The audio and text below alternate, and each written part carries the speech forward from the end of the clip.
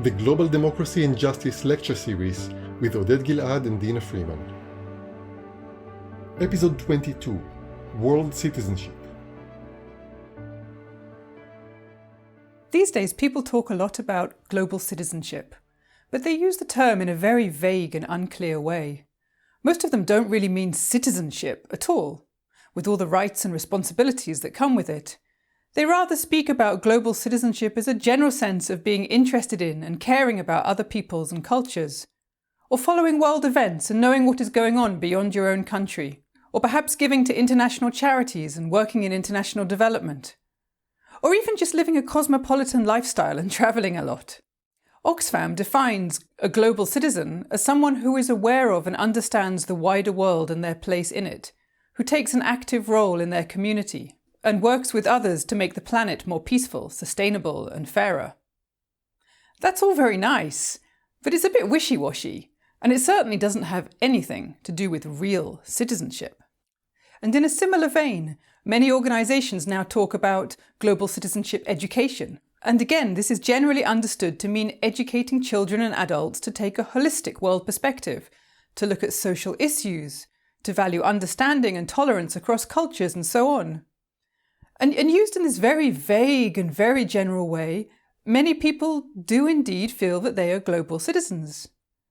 A surprisingly large number of people, in fact. In the World Values Survey, a massive survey carried out with large numbers of respondents across many countries every few years, the 2014 results show that 70.5% of respondents either agreed or strongly agreed with the statement, "I see myself as a world citizen." And this was no one-off rogue survey. In 2016, another huge survey was carried out across 18 countries by Globescan and the BBC World Service, and it found that 51% of respondents agreed or strongly agreed with the statement, "I see myself more as a global citizen than a citizen of my country." Wow. This indicates that a global majority identify as being part of one global society, and that this identification is even more important to them than their national identification. It's really amazing. And it means that despite what the politicians try to tell us, many people are not taken in by nationalism and racism and xenophobia, and instead they feel like the world is their home and humanity is their family. Former British Prime Minister Theresa May have tried to appeal to nationalist sentiments when she spoke to the Conservative Party conference in 2016, saying, "If you believe you're a citizen of the world, you're a citizen of nowhere." But it seems that many people, even in Britain, actually do feel like they are citizens of the world. As our social and economic interactions increasingly spread across the globe, as we travel more, meet more people through social media, and learn about the world through the internet, many of us feel as if we belong to one increasingly global society. And of course, that doesn't mean that we don't also identify as British or Chinese or Nigerian or whatever. Just as it doesn't mean that we don't also identify as men or women, or left-wing or right-wing, or a whole range of other identities that we manage very easily to hold at the same time. May and other nationalists try to imply that if you feel a profound connection to the whole of humanity, then you can't possibly also feel a profound connection with your native country. But that's as stupid as saying that feeling loyalty to your friends must mean that you feel less loyalty to your family. Of course not. We can feel loyalty and connection to many people all at the same time. But there are also some truths in Theresa May's words. What she said in full was actually this: "If you believe you're a citizen of the world, you are a citizen of nowhere. You don't understand what citizenship means." And it is this last bit which is true. All this vague and general talk of being a citizen of the world has absolutely nothing to do with what citizenship actually means. Citizenship is a relationship between a person and a state, in which the state gives that person particular civil, political, and social rights. Social contract theory defines citizenship as a bundle of rights, primarily political participation in the life of the community, the right to vote, and the right to receive certain protection from the community, as well as certain obligations. So real-world citizenship would require some kind of world state, which could then grant people certain rights, and indeed guarantee them. This was the vision of Rosika Schwimmer and Lola Maverick Lloyd, who wanted all refugees and stateless people to be able to claim world citizenship, in a real sense of the term.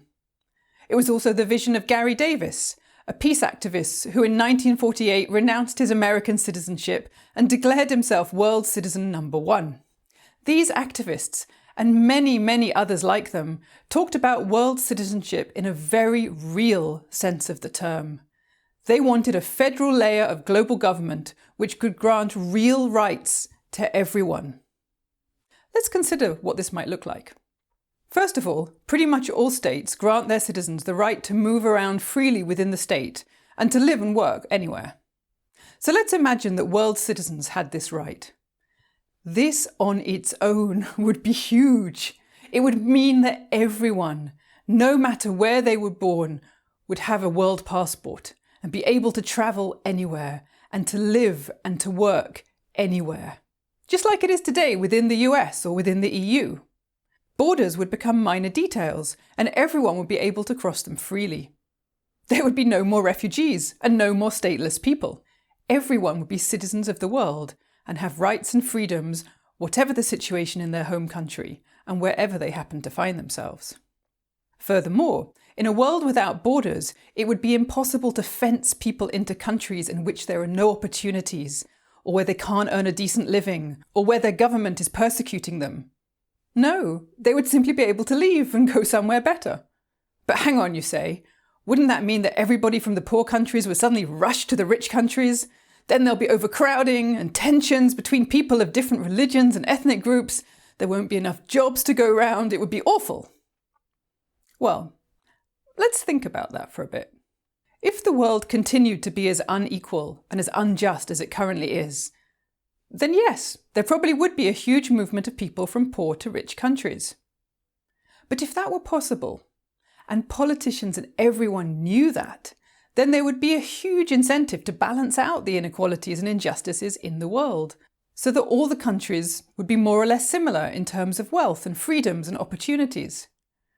Rather than keep the majority of the world's population imprisoned against their will within the borders of their countries, where they have no other choice than to work in poorly paid jobs, in dangerous conditions, in order to produce the food and commodities which rich people in the West consume, we would create a fair and balanced world where everyone, no matter where they were born or the colour of their skin, would be able to make a good life for themselves. So opening all the borders would very quickly lead to a much more balanced and just world, because suddenly it would be in the interests of the rich countries to do so. Most states also grant their citizens the right to vote in elections to choose the government. So let's assume that world citizens would also be able to vote in elections to choose the federal layer of the global government. So then we would finally have global democracy and a say in global affairs. Most states also grant their citizens many other social, economic and political rights. So what rights would the world government grant to world citizens? Well, we actually already have a draft of this, the Universal Declaration of Human Rights, and indeed all the other human rights that have been drafted in international law since then. In the current system, all of them are really just aspirational, because there is no world government to actually grant and guarantee these rights. But if we did have a world government, and a world parliament, and world courts, and world citizenship, then we could make human rights real. So all world citizens would actually have real human rights. Now, if we only went this far, the world would be a hugely more just and more equal place. But we could go even further. If the world's population chose to do so, through democratic elections at the global level, we could decide to set up the world state on something similar to the European model, with a strong welfare state based on a system of taxation and redistribution. If we did this, we could institute some global taxes, perhaps a wealth tax, or a financial transaction tax, or a carbon tax, or even a tiny income tax. And then the world state could give everyone the right to free education, free healthcare, some form of welfare, and so on. Things that many people in the rich world take for granted, whereas for those in the poorer countries could sound like a dream. This would even out the economic inequalities and the inequalities of opportunity even more. But even if we didn't go this far, Even if we just chose a more right-wing American-style model of citizenship, even that would make a huge, huge difference. Now, this might all sound fanciful, but there are already several kinds of supranational citizenship, citizenship that is granted at a level higher than the state. Citizenship in the European Union is the best-known example. People retain citizenship of their country, of France or Italy or wherever, but also gain citizenship of the European Union, which grants them rights to travel freely in the area and to live and work where they please. And just this year, the Mercosur bloc of countries in Latin America decided to do something very similar, and they launched the Mercosur Citizenship Statute, which grants a supranational Mercosur citizenship to citizens of Mercosur countries, such as Argentina, Brazil, Paraguay, and others. Mercosur citizens can now travel freely in the bloc and live and work in any Mercosur country. So setting up supranational citizenship is not particularly hard to do. In fact, it's eminently possible. There's no legal or technical reason that we could not create a real world citizenship for everyone. It just requires political will, and for enough people to demand it. It's probably because world citizenship, real world citizenship, is such a radical and powerful idea, but the powers that be have found a way to warp and twist the term until it has come to mean something quite different, something that's much less radical and much less challenging to the status quo. But if we want real world citizenship, then we need to start saying so, and using the term in the proper way. In the 1940s, there was a massive movement calling for world citizenship. Rosika Schwimmer and Lola Maverick Lloyd wrote one of the earliest descriptions of what world citizenship could look like, and then set about lobbying governments to try to make it a reality. A few years later, Gary Davis took a more novel and direct approach, renouncing his American citizenship and simply declaring himself to be world citizen number one. He had a background in show business, and he knew how to catch the attention of the press and the people. And he used creative tactics to get himself and his cause on the front pages of newspapers. On the 19th of November 1948, for example, he interrupted the United Nations session that was meeting in Paris and shouted out from the observer's balcony, demanding a world government and world citizenship in order to end war and bring about peace. Another tactic he used was to camp out in international territory, places like the UN or the borderlands between two countries, where national police forces could not evict him. And then he would give press conferences about the stupidity of dividing the world into separate countries. Davis also worked with Lola's daughter, Mary Maverick Lloyd, to establish the International Registry of World Citizens, and they registered over 950,000 people who declared themselves world citizens. And later on, he also set up an organisation that issued world passports, symbolic world passports. And he and other activists tried to use them when they travelled to other countries. Sometimes they succeeded, sometimes they were arrested, but many of the times their antics made it into the newspapers, and it made people think about what a passport is and why it works as it does. Arthur Kanagis, an American filmmaker who recently made a documentary about Gary Davis, recalled, "He used to say, the world passport is a joke, but so are all other passports.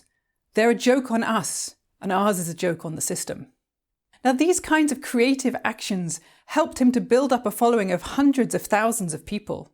They came out to the streets in rallies, thousands or tens of thousands at a time, calling for an end to war and the creation of world citizenship and world government. But in the 1950s, the Cold War brought an end, or at least a major reduction, in these and other movements for world citizenship. And for the next 40 or 50 years, the world seemed to be literally split into two opposing camps, communist and capitalist, with completely different political and economic systems. With the Iron Curtain cutting the world in half, many found it impossible to think about world unity. But then in 1989, the Iron Curtain came down. And since then, economic globalization has accelerated at a phenomenal rate. Today, it's very much possible to imagine a unified world.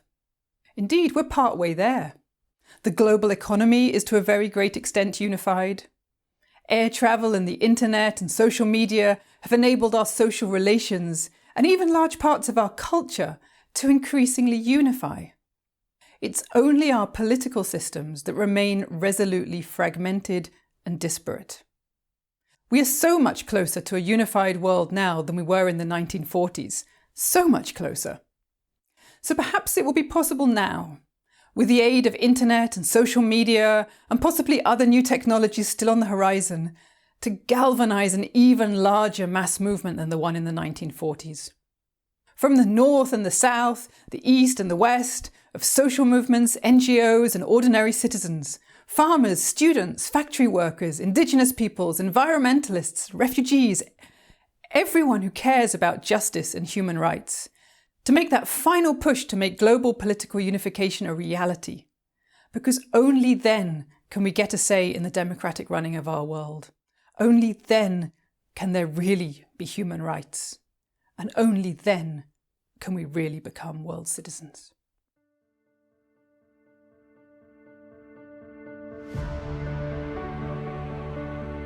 The Global Democracy and Justice lecture series is also available as videos on YouTube and other platforms.